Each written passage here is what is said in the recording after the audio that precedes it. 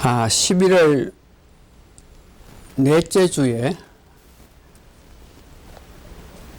주일 예배 우리 시작하겠습니다. 다 같이 사도신경을 고백하겠습니다. 전능하사 천지를 만드신 하나님의 아버지를 내가 믿사오며 그 외아들을 우리 주 예수 그리스도를 믿사오니 이는 성령으로 잉태하사 동정녀 마리아에게 나시고 본디오 빌라도에게 고난을 받았사 십자가에 못 박혀 죽으시고 장사한 지 사흘 만에 죽은 자 가운데서 다시 살아났으며 하늘에 오르사 전능하신 하나님 우편에 앉아 계시다가 저리로서 산 자와 죽은 자를 심판하려 오시리라. 성령을 믿사오며 거룩한 공예와 성도가 서로 교통하는 것과 죄를 사하여 주시는 것과 몸이 다시 사는 것과 영원히 사는 것을 믿사옵니다. 찬송가 13장 우리 부르겠습니다. 기뻐하며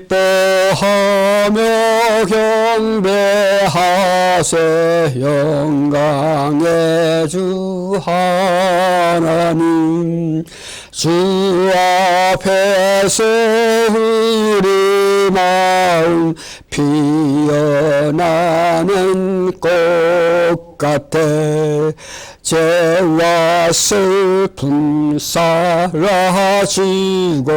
어신 그런 거주 변함없는 기쁨의 주 밝은 빛을 주시네. 땅과 하늘 만물들이 주의 솜씨 빛내고 병과 천사 노래소리 끊임없이 드높아 물과 습과 상과 꼴자 들판이나 바다나 모든 만물 주의 사랑 기뻐 찬양하여라. 4절 새벽별의 노래 따라 힘찬 찬송 부르네.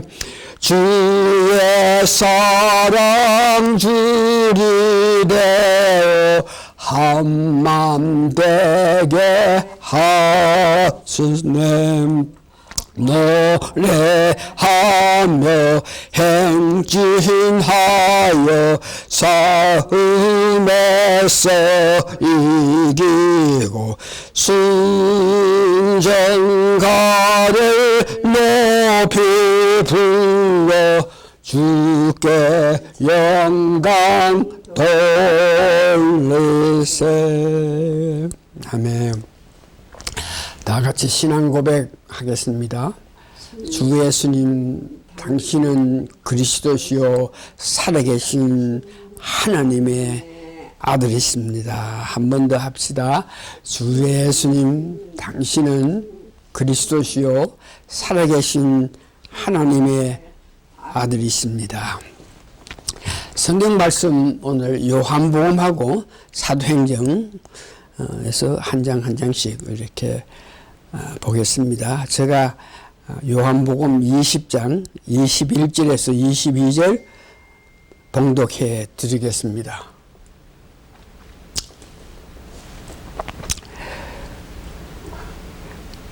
예수께서 또 가라사대 너희에게 평강이 있을지어다. 아버지께서 나를 보내신 같이 나도 너희를 보내노라. 이 말씀을 하시고 저희를 향하사 숨을 내쉬며 가라사대 성령을 받으라. 특별히 예수님께서 부활하셔가지고 제자들에게 하신 말씀 오늘 우리가 관심을 가지고 봐야 될 것은 스물네심에 가라사대 성령을 받으라입니다. 사도행전 1장 8절도 보겠습니다. 오직 성령이 너희에게 임하면 너희가 권능을 받고 예루살렘과 온 유다와 사마리아와 땅끝까지로 내 증인이 되리라 하시니라. 여기도 성령을 받아서 땅끝까지 증인이 되라 그랬습니다. 오늘 두 성경 구절은 중생한 12 제자들에게 예수님께서 성령 세례를 받으라고 말했습니다. 중생한 제자들은 예수님을 믿음으로 이미 성령님께서 내주하시고 계시는데 굳이 성령을 받으라고 하면 성령 세례를 받아야 권능을 받고 예수님을 증거할 수 있기 때문입니다. 예수님의 증인 되게끔 하기 위해서는 중생한 12 제자들에게도 성령 세례를 다시 받아야만 예수님의 증인이 된다는 뜻이죠. 중생은 하였으나 성령님의 세례를 받지 못해서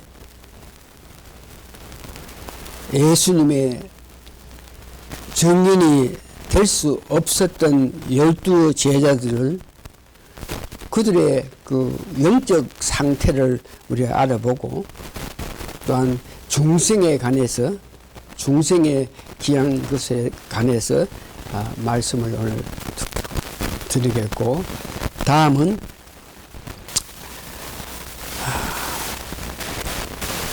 영적 세례를 받아서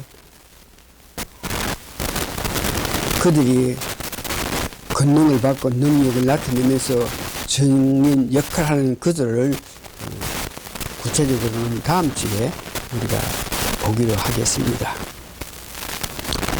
성경에서 정의하는 중생이란 뭐냐, 즉 거듭남이란 무엇이냐. 많은 학자, 철학자들이 중생에 대해서 이렇게 저렇게 이야기하고 있지만 오늘은 성경에 의해서 성경이 말하는 중생이 뭐인가 여러분 성경 구절을 이렇게 들어서 말씀하겠습니다. 이런 중생 문제는 제가 이미 30년 동안 여러분 앞에 목회하면서 이 중생의 필요성, 중생에 관해서 수없이 했겠지만 성경은 반복적으로 계속 거듭거듭 이렇게 들어야 되고 성경에 보면은 애굽 땅에서 고난당하는 이스라엘 백성들을 하나님께서 건져내셔가지고 홍해를 건넜다. 그 홍해를 걷는 거 수없이 이야기합니다. 창세기, 출애굽기, 레위기, 신명기 여기 보면 수없이 그들을 데리고 홍해를 걷는 그 사실에 대해서 반복 이렇게 강조하고 사도 바울이 신약에 와서 다메섹에서 예수님을 빛 가운데 임하신 예수님을 만난 것을 수없이 어떤 모임에서 재판받을 때 여러 군데에서 수없이 그 일을 반복 말씀하시고 있는 것을 봐서 이 성경에서 말하는 중생 이 문제는 제가 다시 반복해도 관계없을 것 같아서 성경에서 말하는 중생에 대해서 말씀드립니다. 중생이란 이미 다 아시겠지만 다시 한번 잘 들었어요. 죄와 허물로 죽었던 영혼이 우리가 예수 믿기 전에 부모로부터 태어났을 때 이미 죄인이라 그랬죠. 그래서 죄인이기 때문에 우리 영혼이 죽었는데 에베소 2장 11절에 말씀합니다. 그런 사람 죄인으로서 육체적으로 죽은 사람인데 성령님의 책망하는 역사, 요한복음 16장에서 7절에 15절 보면 왜 예수님이 너를 위해서 이 땅에 오시는데 왜 너가 그 예수님을 믿지 않느냐. 나중에 예수를 믿지 않으면 심판받는데 그 왜 예수님을 왜 너 구세주로 영접하지 않느냐. 이런 책망으로. 그래서 그 책망을 듣고 예수 그리스도에 대해서 알아보니까 완성된 십자가의 역사를 알게 되고 디모데전서 2장 6절은 죄인의 우리를 구속하셨고 고린도후서 5장 18절에서 19절에 보면 예수님이 십자가에 우리를 위해 돌아가셨기 때문에 하나님께서 그걸 보시면서 인간과 화목한 관계를 맺으셨고 예수님 십자가에 돌아가신 모든 것을 보면서 하나님께서 만족하신,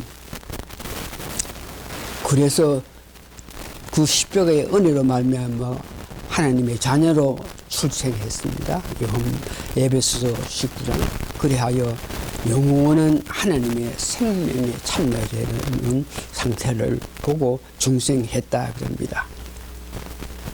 그걸 요한복음 5장 11절에서 12절 이야기하는데, 그러면은 중생한 결과 우리가 중생했다 그랬을 때 영원한 하나님 생명에 참여하고 성령을 받으며 하나님 가족으로 출생했다.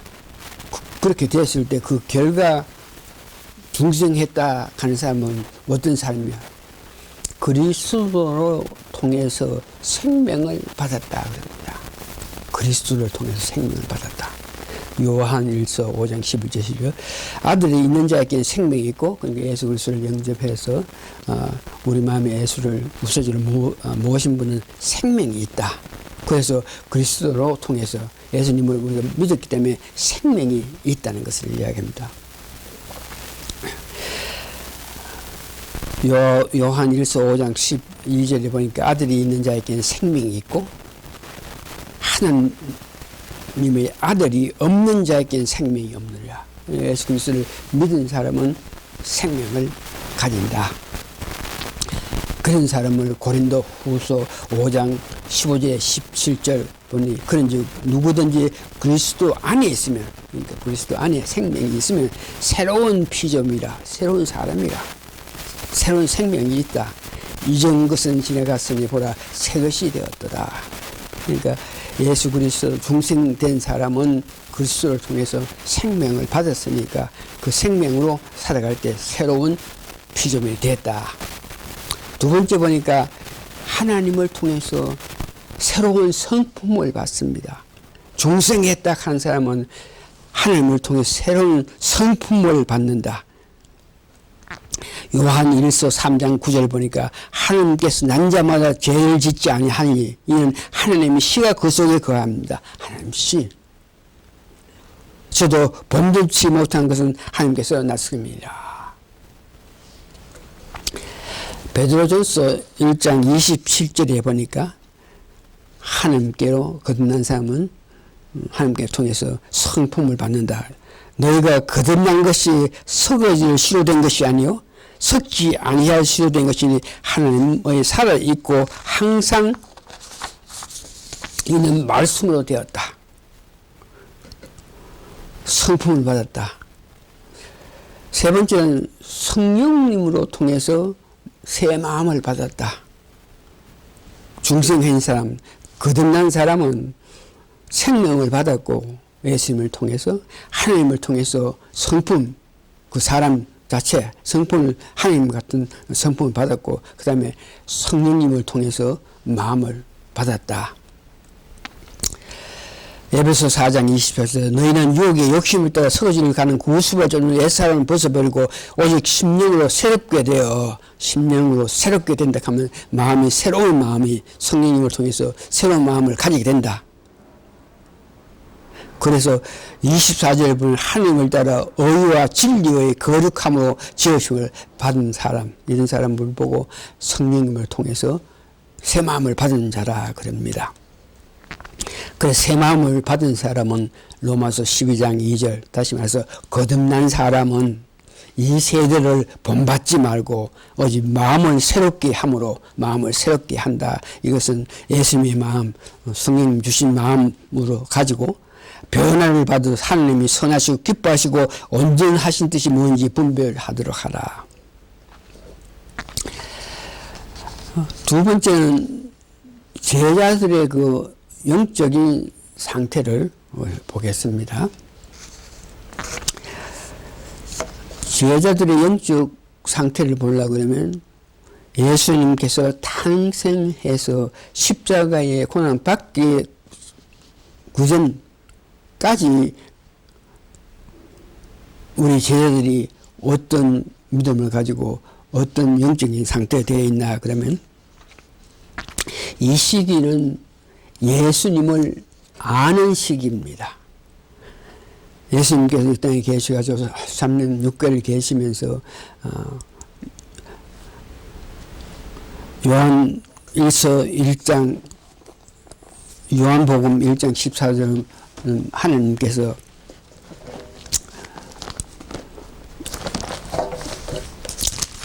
요한복음 1장 14절에 말씀이 육신이 되어 우리 가운데 거하시며 우리가 그 영광을 보니 하나님의 독생자다. 그 예수님은 하나님의 독생자를 한 것을 알게 되는 것을 말하죠. 그들이 예수님이 불러서 예수님 제자가 됐는데 성육신 하시면서 이 땅에 계실 때 제자들은 그 예수님이 도대체 누군가에 대해서 알게 되는 그런 역사가 나타난 것을 이런데 마가복음 1장에 보면 마가복음 1장에 보면 제자들이 예수님을 알아가는 그 단계에서 23절에서 24절 보면 마침 저희 해당에 더러운 귀신 들린 사람이 있어 소리 질러 가로되 나사렛 예수여 우리가 당신과 무슨 상관이 있나이까 우리를 멸하러 왔나이까 나는 당신이 누구인 줄 아노니 하나님의 거룩한 자이니라. 예수님께서 꾸짖어 가라사대 잠잠하고 그 사람에게로 나오라. 귀신 들린 자를 쫓아내는 그 예수. 그 예수님은 귀신 들린 자를 쫓아내는 이런 분이다. 이런 귀한 분이다. 이렇게 마태복음 6장 9절을 보니까 그 예수님에 대해서 제자들이 이렇게 말하고 있습니다. 그러므로 저희는 이렇게 기도하 하늘에 계신 우리 아버지 이름이 거룩히 여김을 받았으며 그러니까 이때는 예수님을 통해서 예수님이 주의 기도문을 하게끔 이렇게 가르침을 받는 그런 시기예요. 알아가는 시기. 마태복음 6장 32절 33절에 보니까 기도를 어떻게 하나 이는 다 이방인들이 구하는 것이라 너희 천부께서 이 모든 것이 너희에게 있어야 할 줄 아느니라. 너희가 먼저 그의 나라와 그의 의를 구하라. 그러면 이 모든 것을 너희에게 주신다. 예수님께서 이 땅에 계실 때에 십자가에서 우리를 돌아가시 전까지 제자들은 그 예수님이 행하신 것을 보면서 하나하나 예수님을 알아가는 그러나 그런 가운데서도 하나님의 은혜로 말미암아 그 제자들이 예수의 믿음으로 통해서 모든 문제 해결을 받고 또 병 고침을 받고 자기들도 나아가서 병을 고쳐주고 계속적인 예수님의 가르침을 받으면서 보호함을 받은 그때입니다. 두 번째는 부활의 예수님. 이 땅에 40일간 계시면서 공강복음의 주로 마지막 장에 부활하신 예수님의 역사하심을 나타내는데 마태복음 28장, 마가 16장, 누가 24장, 요한복음 20장에 그 실제로 나타나셔가지고 제자들에게 평안 주고 성령을 부어주신 거 보면 7분이나 나타나는 것을 봅니다.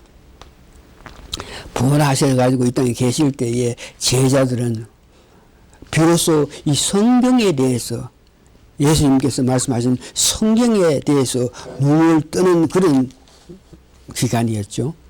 누가복음 24장 25절에서 6절에 보니까 예수님께서 가라사대 선지자들의 말한 모든 것을 마음에 더듬는 자도요. 그러니까 성경 말씀을 제대로 믿지 않는 자, 엠마오로 가는 두 제자, 예수님 십자가에 돌아가셨기 때문에 자기들 소망과 희망은 없기 때문에 고향으로 엠마오로 돌아가는 그들에게 부활하신 예수님이 오셔가지고 선지자의 말을 더듬는 자라고 이렇게 말씀하시면서 예수님의 영광을 보이셨던 것을 봅니다. 제자들의 믿음, 이때도 부활하셔가지고 예수님께서 이와 같이 가르치시고 보호해 주시고 인도해 주심을 받았습니다. 문제는 이런 가운데서라도 그들은 성령의 세례를 받지 못했던 그런 상태에서 예수님을 향해서 목숨을 걸고 나가서 복음을 전하는 그런 일을 하지 못했는데, 세 번째, 부활하신 예수님, 그 다음에 부활하셔가지고 하늘나라에 예수님께서 올라가신 이후에 보면은 하나님이, 예수님이 하나님 우편에 계시다는 것을 알고 성령 세례를 받아서 사도행전 2장에 보면 증인이 되고, 예수에 대한 증인이 되고, 사도행전 3장 15절을 보니까 죽은 자와 살아났음에 죽은 자가 살아났다. 예수님 살아나셨기 때문에 우리가 증인이라고 그러고, 그래서 우리는 말씀을 전한다고 이렇게 했습니다. 오늘 제자들의 영적 상 이것을 보는 것은 3년 반 동안 동행하시고 부활 후 40일간 양육을 받았는데도 아직까지 권능이 없고 능력이 없고 해서 예수님을 나아가 증인 역할을 하지 못할 때입니다. 그래서 성령 세례를 받아야만 권능을 받고 능력을 받아서 나아가서 예수님이 증인이 되는데, 이와 같이 성령 세례 받는 이런 문제에서 오늘날 이 정통 신학에서는 그 성령 세례를 받을 필요성이 없다고 했기 때문에 오늘 많은 교인들이 정통 신학한 사람들의 가르침에 따라서 우리가 거듭났다 중생했으면은 그로서 믿음 생활 잘해서 천국 갔는데 아무 이상 없으니까 그런 상태에서 만족하고 살고 있기 때문에 중생했으나 성령 세례를 받아서 권능을 더 받아가지고 나아가서 주 일을 하는 일이 아주 미약한 상태를 보고 있습니다. 정통 신학에서는 성령 세례가 필요하지 않다. 우리가 중생했을 때 이미 하나님으로부터 풍성을 받았고 예수님으로부터 생명을 받았고 성령을 통해서 마음을 받았기 때문에 그렇기 때문에 성령이 내재하기 때문에 그걸로 만족하다고 그러고 있습니다. 전통 신학하는 사람들이 성령 세례에 불필요한 이런 문제는 적어도 그들이 인본주의 사상을 가진 사람들, 인간이 중심이 돼서 인간들의 그 생각, 이성으로 모든 것을 말하는 인간을 위한 그런 사상을 가지고 있기 때문에 그들은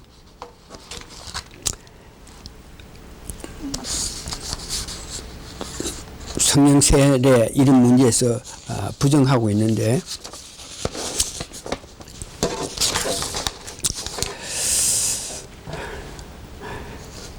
인본주의라 하는 것은 디모데후서 3장 1절 4절 보니까 내가 이것을 알라 말세에 고통하는 때에 이르느니, 오늘 우리가 살고 있는 이 어지러운 세상 이때를 말하죠.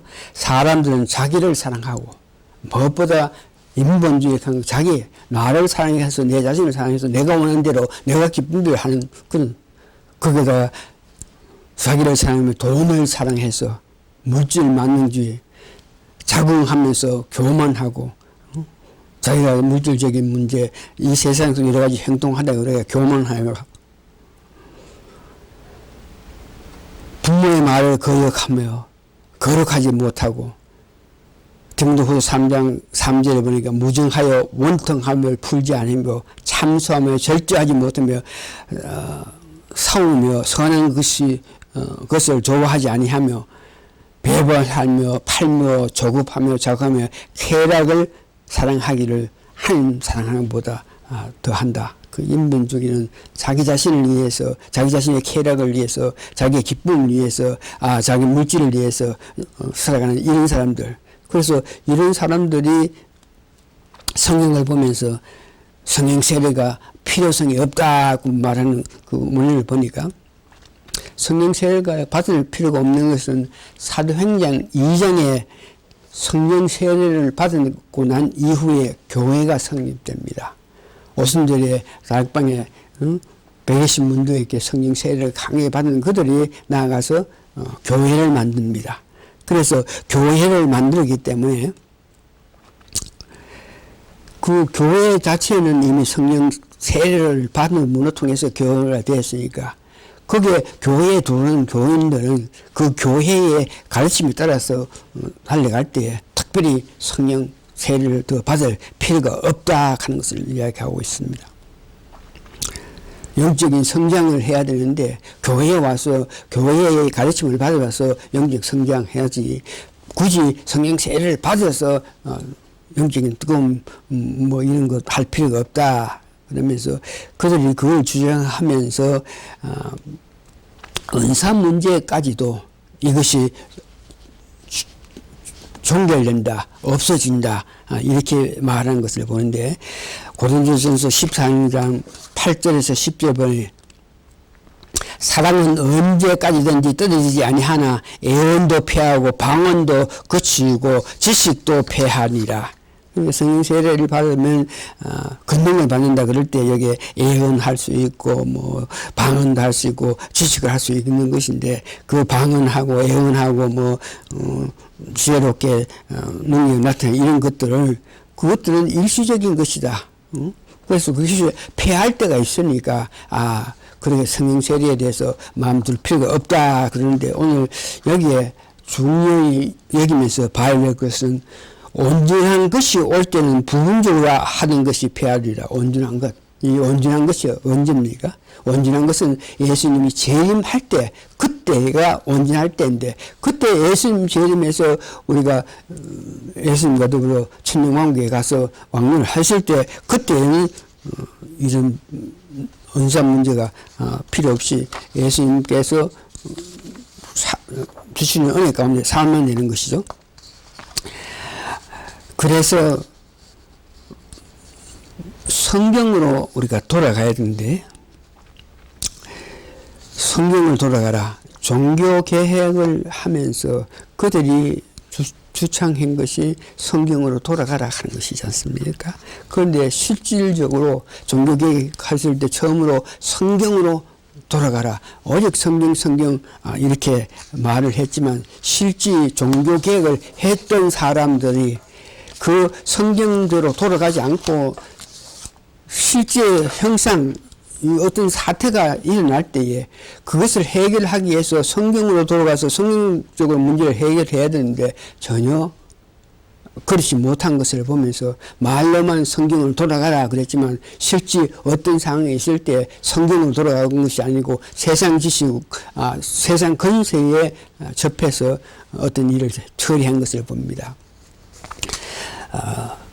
종교개혁을 한 루터가 로마 가톨릭 교회의 그 행패를 백성들에게 다 이야기하고 했습니다. 그랬더니 이 백성들이 가톨릭 교회를 우리 돈을 빼앗아 먹고 우리나라의 돈을 갖고 가는 그 교회 그러면서 교회를 파괴하고 막 난리 났습니다. 그래서 그 백성들이 일어나가지고 교회를 파괴하고 그 신부들 그런 사람들을 막 해치고 했을 때에 그때에 독일의 근세 가진 자들이 이 사람들 종교 개혁을 하기는 좋고 하겠지만 우리나라 재물, 우리 땅에 있는 그 재물들을 그들이 성도들이 막 부수고 하니까 이 재산을 파괴하고 있으니까 이건 안 된다. 그러면서 루터한테 가가지고 이런 방법으로 종교 개혁 할 수 없으니까 지금 개한이 돼가지고 백성들이 일어나가지고 교회를 부수고 하는 그런 사람들 다 어떤 모양이다 법적으로 처리해가지고 다시는 교회에 와가 벌지르고 교회와 부정질 하지 마라 하면서 했기 때문에 루터가 그런 백성들에게 성경적으로 그 문제를 해결한 자고 정치 법대로 그들을 다스려가지고 그때에 일어나서 백성들이 일어나서 교회를 파괴하였던 그런 사람들을 무자비하게 잡아줬던 그런 모습을 보게 됩니다. 성경으로 돌아가야 되는데 예수님 때에도 마태복음 15장 2절에서 그 절을 보면은 장로의 유전이 사람들의 그 가르침이 성경을 폐해한다 그럽니다. 마태복음 15장 29절 보니까 사랑은 언제든 떨어지나 아니하며 애언도 폐하고 방언도 그치지 폐한다. 마태복음 15장 2절을 보니까 바리새인들이 성경 말씀에 의해서 백성들을 지도하는 것이 아니고 자기들 욕심에 의해서 자기들 유혹에 의해서 이 말씀을 백성들한테 가르치는 걸 보는데 마태복음 15장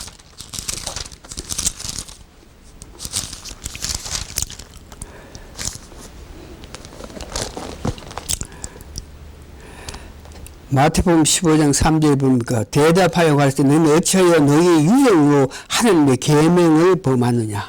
그러니까 장로의 유전으로 입으로 내려온 그 법을 가지고 장로들이 성경 말씀이 아니고 장로들의 입에 대한 유전을 말미암아서 율법 성경에 말씀한 것을 버리는데 그것을 이렇게 이야기합니다.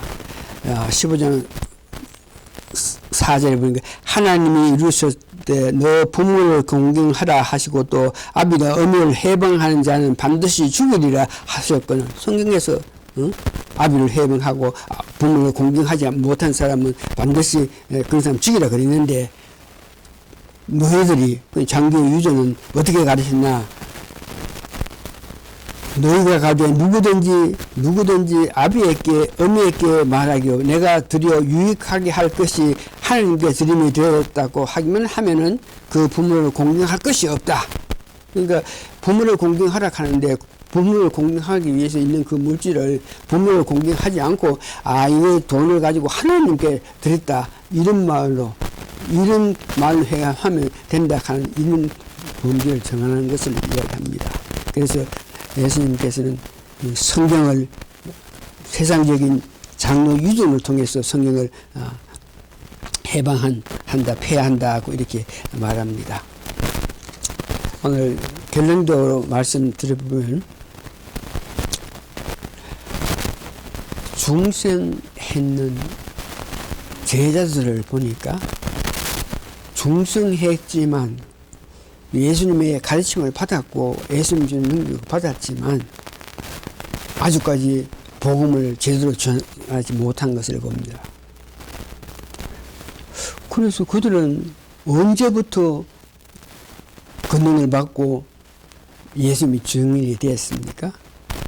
그것은 성령 세례 오순절에 성령 세례를 받고 난 연후에 제자들이 능력을 나타내면서 방언도 하고 또 능력 병 고쳐주면서 또 하면서 그 예수님을 내가 직접 봤다. 예수님의 은혜를 받은 우리다 그러면서 그걸 통해서 예수님을 전하는 모습을 봅니다. 다시 말해서 오늘 이 말씀을 보면서 예수님의 증인이 되게 해주셔서 오늘 우리가 거듭난 사람이 이 땅에 살면서 어떻게 해야 되냐. 우리가 정말 권능을 받고 예수님 증인이 되는 그 일을 해야 되는데 중생한 것으로만 만족하고 안일하게 살지 말고 우리가 어떻게 하든지 성령 세례 뜨겁게 받아서 성령 세례를 뜨겁게 받으면 권능을 받는다 그랬으니까 권능 보니까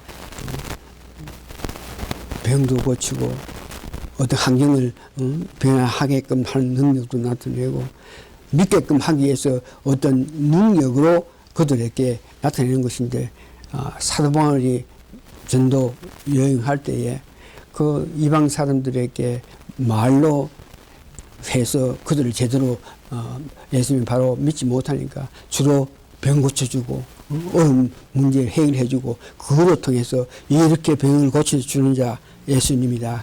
이걸 통해서 전도했는 것을 봅니다. 그래서 우리가 중생배에서는 했겠지만 성령 세례에 대해서 관심을 가지면서 다음 주에는 성령 세례를 받은 자들이 실제로 나아가서 예수님 증인하고 실제 나아가서 역사한 것을 보면서 우리가 더욱 성령 세례를 사모하는 우리 교회가 되기를 바라면서 오늘 말씀을 끊습니다. 다 같이 기도하겠습니다. 중생해서 거듭나서 우리의 이름이 천국에 있는 것을 알면서 또한 우리가 하나님의 자녀가 되었고 예수님 주시는 은혜 가운데 살아가는 것을 알고 있습니다. 그러나 오늘 성경에서는 세상 사람들은 그렇게 말하지 않지만 성경에서는 중생한 너희들도 성령 세례를 뜻깊게 받아야만 더 능력을 받아가지고 예수님을 증언할 수 있다 그랬으니 우리가 살아가면서 성령 세례를 받기 위해서 어떻게 해야 되는지 이런 문제를 다음 주에 잘 알아서 우리 모두 더욱 성령 세례를 강하게 받아서 주님 증인되는 일에 앞장서는 우리가 되기를 예수님 이름으로 축원합니다. 기도하시겠습니다. 고마우신 아버지 하나님 은혜에 감사하고 감사합니다. 일찍이 우리가 예수를 믿음으로 통해서 예수님께서 주시는 모든 권세 권능을 받아서 하나님 자녀가 됨을 감사합니다. 또한 우리가 거듭났기 때문에 하늘나라의 생명력에 기록되어 있음을 감사하고 감사합니다. 그러나 그것으로 감사하면서 우리 생활할 것이 아니라 이런 은혜를 받았으니까 나아가서 세상 사람들에게 예수님을 전해야 되고 세상 사람들에게 증인되는 행동을 해야 되겠는데 그렇게 하게끔 하기 위해서는 아직까지 저희들 성령 충만이 필요한 걸 알고 있사오니 주여 간절히 원하고 바라겠는데 우리 교인들 성령 충만 받아서 더욱 주님을 전하는 귀한 일꾼 되게 도와주시옵기를 예수님 거룩한 이름 받들어 감사 기도합니다. 아멘.